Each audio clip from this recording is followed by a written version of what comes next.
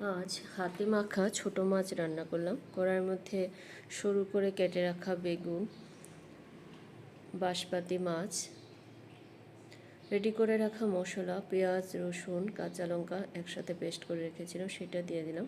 গোটা কয়েকটা কাঁচা লঙ্কা, পরিমাণ মতো নুন, হলুদ, কাশ্মীরি লঙ্কার গুঁড়ো, কুচনো পেঁয়াজ,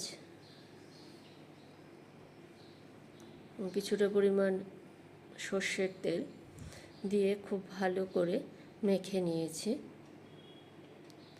মাখা হয়ে গেছে, এবার গ্যাসটা জ্বালিয়ে বসিয়ে দিলাম। খুব হালকা নেড়ে চেড়ে দিলাম, নয়তো মাছগুলো ভেঙে যাবে।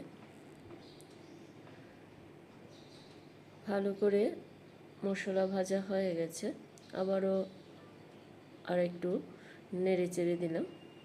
এবার হয়ে এসেছে। এবার পরিমাণ মতো গরম জল দিয়ে দিলাম, দিয়ে আবারও একটু নেড়ে চেড়ে দিলাম।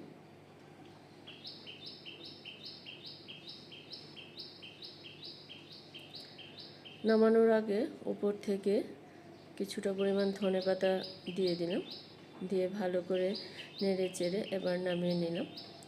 কেমন হয়েছে জানাবেন।